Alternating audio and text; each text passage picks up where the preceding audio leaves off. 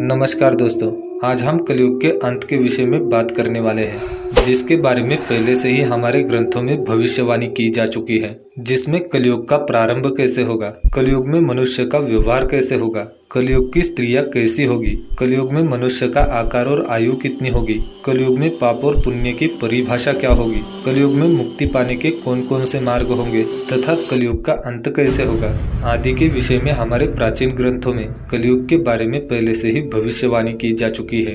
कृष्ण भगवान ने कलयुग के भयावहता का वर्णन गरुड़ जी के सामने किया था, जिसके बारे में गरुड़ पुराण में बताया गया है। तो चलिए जानते हैं कलयुग के बारे में की गई प्राचीन भविष्यवाणियाँ। लेकिन दोस्तों, वीडियो में आगे बढ़ने से पहले अगर अभी तक आपने हमारे चैनल को सब्सक्राइब नहीं किया है तो चैनल को सब्सक्राइब करके बेल आइकन जरूर दबा लें और वीडियो पसंद आए तो वीडियो को एक लाइक जरूर कर दें। तो चलिए वीडियो को शुरुआत करते हैं। दोस्तों, कलयुग के अंत की शुरुआत धर्म की विफलता, अनुशासन की कमी, मनुष्य में बढ़ती दुर्भावना, धन की लालसा, अत्यधिक काम का प्रभाव, भ्रष्टाचार से बढ़ता व्यापार, गुरुजनों तथा पूज्य लोगों की नींद, स्त्रियों में व्यभिचार व अनाचार आदि गुणों की वृद्धि, लोगों में आध्यात्मिकता की कमी आदि प्रकार के लक्षणों से कलयुग की पहचान होगी। भगवान श्री कृष्ण ने यह भी कहा था कि कलयुग में मनुष्य का मन अत्यंत कठोर होगा। मनुष्य अत्यंत चंचल, धर्म से विमुख होकर अधर्म के पथ पर चलने वाला होगा। उसे शास्त्रों का ज्ञान नहीं होगा। जिसके मुख से जो भी निकलेगा उसे ही शास्त्र समझा जाएगा। कलयुग के अंत में धर्म और आसुरी शक्तियों का नाश होगा और पुनः नए युग का आरंभ होगा, अर्थात पुनः सत्ययुग आरंभ होगा और सृष्टि का यह चक्र चलता रहेगा। दोस्तों, चारों युगों में कलयुग अंतिम युग होता है। सबसे पहले है सत्ययुग, उसके बाद त्रेता युग, फिर द्वापर युग और अंतिम में कलयुग। महाभारत के पश्चात ही कलयुग का आरंभ हुआ था। ये युग धार्मिक और आध्यात्मिक स्थिति में सबसे कम प्रगति करने वाला माना जाता है।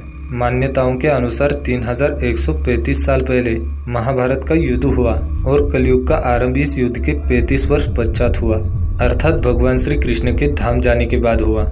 श्री कृष्ण कहते हैं कि कलयुग में लोग अपने स्वार्थ को ही सर्वोपरि मानेंगे। धर्म में अविश्वास होने के कारण लोग अव्याय पूर्वक आचरण करेंगे।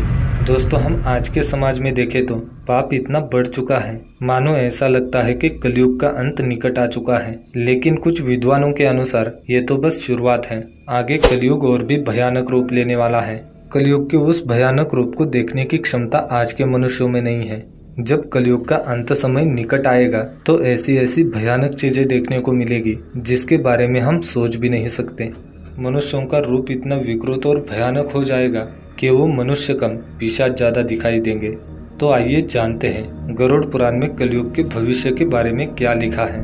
गरुड़ पुराण के अनुसार एक बार गरुड़ जी ने भगवान श्री कृष्ण से पूछा कि हे प्रभु, चारों युगों में कलयुग को ही सबसे भयानक और दुखदायी माना गया है, तो इस कलयुग का अंत कैसे होगा और अंत निकट आने पर कौन कौन से संकेत दिखाई देंगे।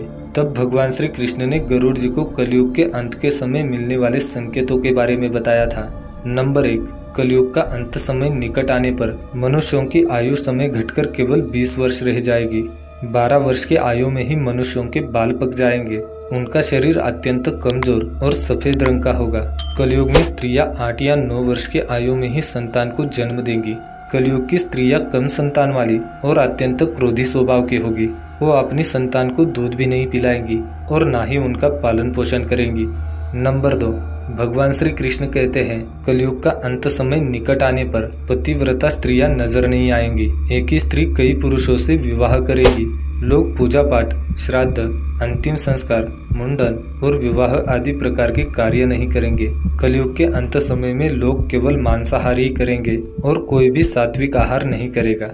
नंबर 3, पेड़ों में फल लगना बंद हो जाएंगे और सभी पेड़ फल रहित हो जाएंगे और हर तरफ केवल शमी के ही पेड़ दिखाई देंगे। कलयुग में लोग गाय की पूजा करना बंद कर देंगे और सभी गाय का मांस खाना शुरू कर देंगे। गायों को केवल दूध और मांस के लिए ही पाला जाएगा। नंबर 4, कलयुग का अंत समय निकट आने पर अल्पवृष्टि होगी, अर्थात बहुत ही कम बारिश होगी। खेत में अनाज भी नहीं आएगा। धान्य का आकार बहुत ही छोटा हो जाएगा और मनुष्य भूख और प्यास के कारण ही मरने लगेंगे।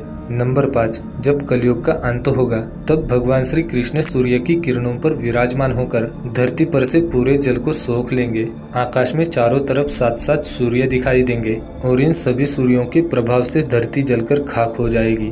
तत्पश्चात रुद्र रूपी भगवान विष्णु संपूर्ण जग को दग्ध कर देंगे और अपने श्वास से मेघों को उत्पन्न करेंगे। मेघ भयानक गर्जना करते हुए अगले 100 वर्षों तक लगातार जल की वर्षा करेंगे और सृष्टि के उस भयानक आग को शांत करेंगे। और दोस्तों, इस प्रकार कलयुग का अंत होगा।